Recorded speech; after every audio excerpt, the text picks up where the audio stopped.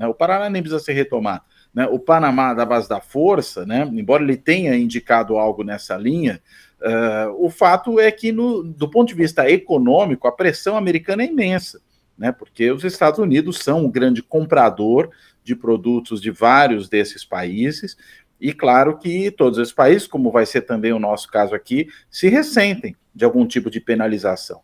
Acho que no caso do Brasil, entretanto, ele foi longe demais, né? Por quê?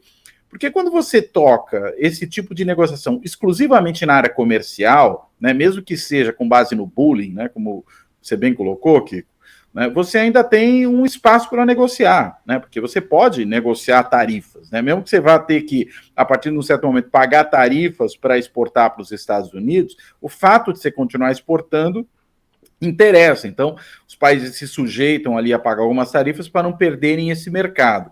Quando você vem com uma imposição como essa, de interferir no sistema de justiça brasileiro, né, ou até mesmo no processo legislativo, porque o que o Eduardo Bolsonaro, né, que é o quinta coluna que está ali negociando, né, com o governo Trump a imposição de sanções ao Brasil, né, para tornar o Brasil refém dele e da família Bolsonaro, para que o Bolsonaro seja libertado. Né, libertado do quê? Dos processos aos quais respondem. Né? Quando você tem esse tipo de imposição, aí não há como negociar. Né? Ou seja, o Brasil não tem como abrir mão da sua soberania, né, no que diz respeito à sua justiça, ao seu processo legislativo, para liberar a família Bolsonaro. Ele pode, claro, até topar, eventualmente pagar algumas tarifas, fazer o rebaixamento de tarifas que o próprio Brasil cobra em determinados produtos americanos que são exportados por eles para cá. Agora, não dá para você abrir mão de ter um sistema judicial autônomo, independente. Né? Então, ele colocou tão alto o sarrafo que acho que no caso do Brasil não há possibilidade de negociação se isso for mantido na mesa. A negociação tem que estar em outros lugares.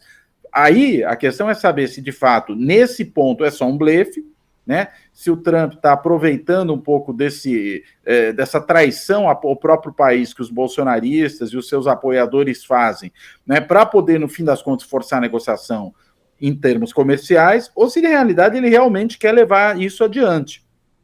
Também não descartaria que essa é a sua real intenção. Afinal de contas, ele é a principal liderança de um movimento da extrema-direita transnacional, né, e, consequentemente, tentar sujeitar países a não criarem restrições à expansão dessa extrema-direita, à sua permanência no poder, é também do seu interesse. Mas a gente sabe que se for por aí, bem, aí o Brasil vai ter que amargar essas tarifas, não tem muito para onde correr, paciência, porque o que não dá para fazer é abrir mão da outra coisa, né? Então, eu acho que nesse sentido a negociação com o Brasil é muito diferente dessas outras que a gente tem acompanhado. Tem uma situação aqui que é esdrúxula, que é esse sujeito, o Eduardo Bolsonaro, ainda ser deputado no Brasil, trabalhando abertamente contra o país. A esquerda está pressionando pela cassação do mandato dele na Câmara, coisa que já deveria ter sido, enfim, tocada.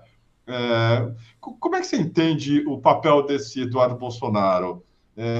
Tem futuro? Ele está, enfim, vai virar um proscrito na medida em que o Trump também não vai durar para sempre? Ou é um cara que é representante de um movimento que veio para ficar por um bom tempo?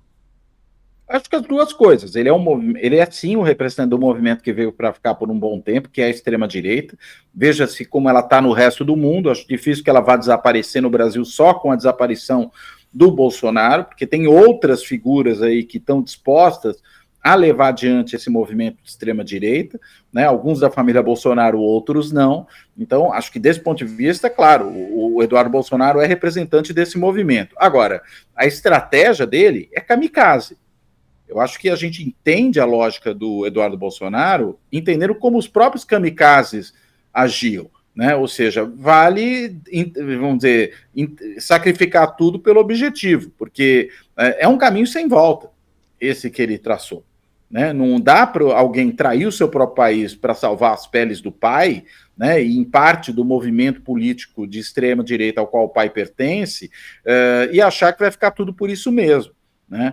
A única saída para ele não ser de fato um kamikaze, é sair vencedor dessa batalha.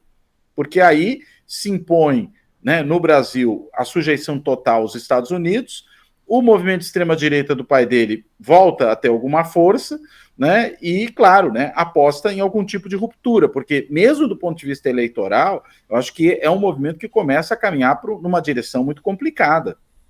Afinal de contas, né, quem vai querer votar em traidores da pátria? Né? Eu acho que até já tem um slogan pronto para as eleições do ano que vem, né? Não vote em quem trai o país, não vote em bolsonarista, não vote em traidor da pátria, não vote em bolsonarista. Está pronto, né? O Bolsonaro conseguiu entregar de bandeja isso, né, para a esquerda, para o governo e, enfim, até para os democratas de um modo geral. Não precisa não ser esse. O problema é que a gente tem que saber onde que eles foram parar. Né? Mas aqueles que de alguma forma têm algum comprometimento, primeiro com a democracia e segundo com o seu próprio país, tem um slogan prontinho para bater nos bolsonaristas. Né? Então, como é que o Eduardo Bolsonaro volta, né, desse mergulho no vazio que ele está aí realizando nesse momento? É muito difícil saber. Então, eu acho que ele é realmente um kamikaze.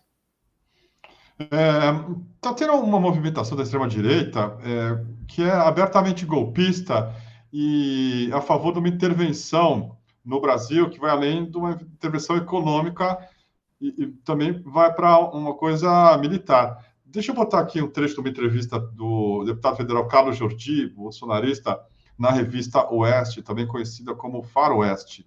Acredito que essa ajuda pode ser, inclusive, internacional, como o governador Cláudio Castro entrou em contato com o governo dos Estados Unidos para ver se declara o Comando Vermelho, por exemplo, como um grupo terrorista.